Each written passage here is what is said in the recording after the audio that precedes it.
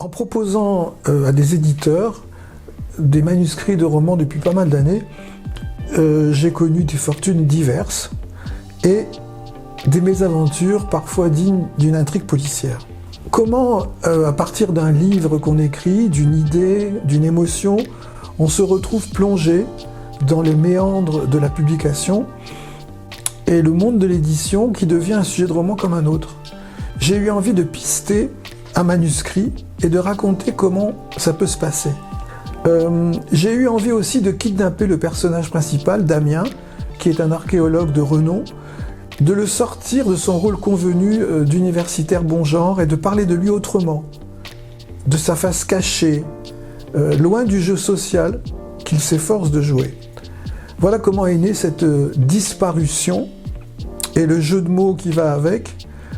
Le narrateur n'est pas tendre, ni avec lui-même, ni avec les autres. Il s'accroche, il dérape, il désespère, et finalement, il sort gagnant de l'épreuve. Le roman parle de ces moments, parfois difficiles, que vivent les auteurs quand ils sollicitent des éditeurs. Il y a l'attente, les fausses joies, les vraies, la peur, la colère, la confiance qui revient. Tout ça dans une période de temps assez courte. C'est comme une histoire d'amour. Comment l'autre va accueillir les mots qu'on lui propose. Damien Renoueux, c'est un archéologue contesté par ses pairs. Il propose à une éditrice son dernier ouvrage. Entre l'auteur et la jeune éditrice qu'on lui recommande, les choses se passent bizarrement. Pas si bien, pas si mal. Un entre-deux curieux.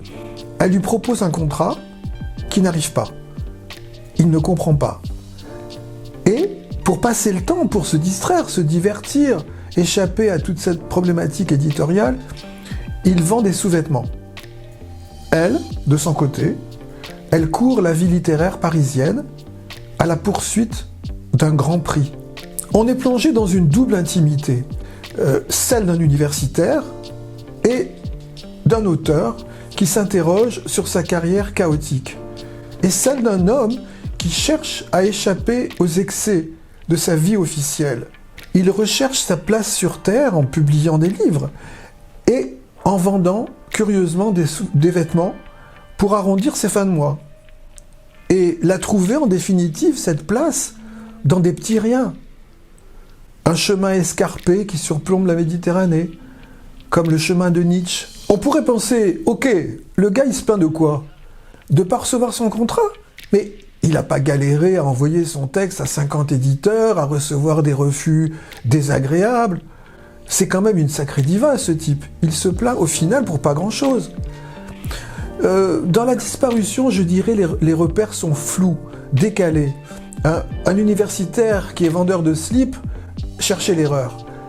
On est dans un monde absurde, avec un personnage secondaire qui s'appelle Mystifie, un nom à la marge du ridicule, pour un type qui a une fonction éditoriale des plus sérieuses. L'éditrice non plus n'échappe pas au ridicule. Elle fanfaronne, elle se nourrit des réseaux sociaux, allumée à la notoriété, elle n'a qu'une peur, c'est de rater sa mission sur Terre, qui est de publier des auteurs marginaux et de les entraîner vers la lumière du succès, qu'ils méritent bien sûr. Elle tuerait père et mère pour ça. Rien n'est plus important pour elle.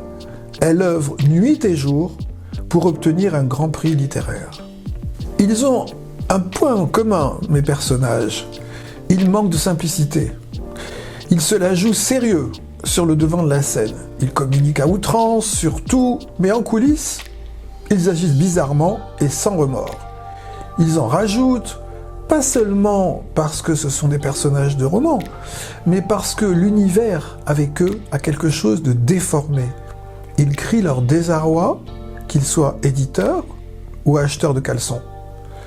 Et lorsqu'on approche la loupe, les lignes en apparence droites sont sinueuses. C'est ce qui me paraît être le point fort du roman.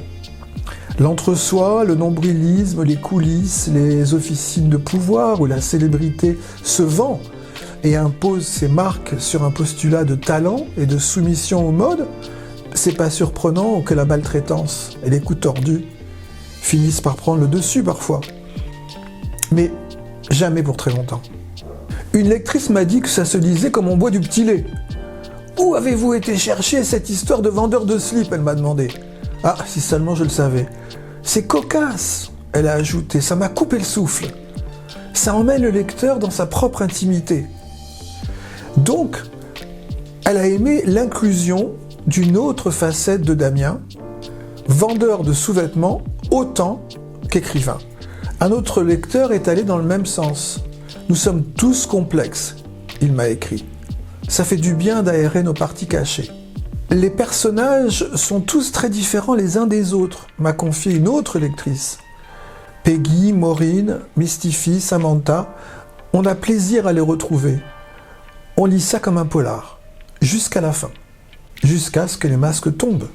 Est-ce que je ressemble à Damien, le narrateur de cette histoire ? Lui aussi auteur de livres, sinon de romans.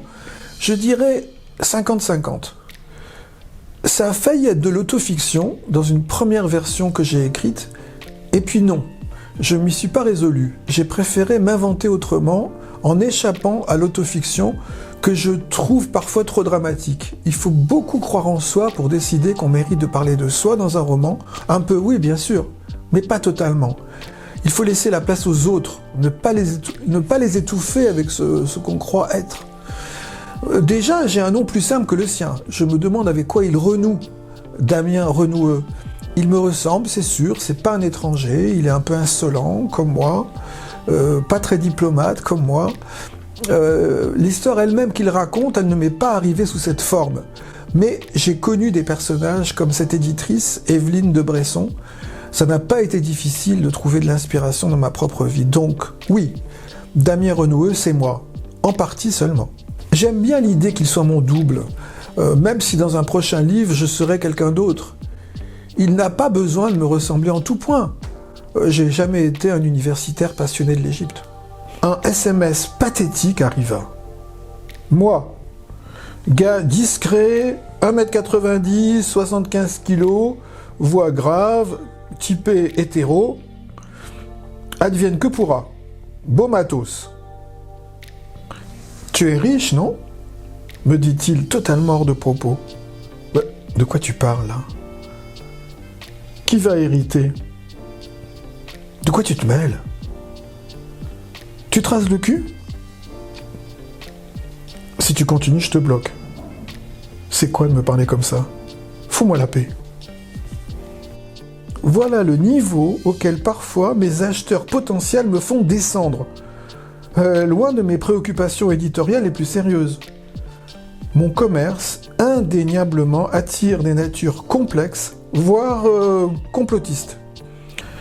Après m'être débarrassé du typé hétéro qui ne s'intéressait qu'au cul épilé, je fis face à un nouveau profil à peine moins intéressant.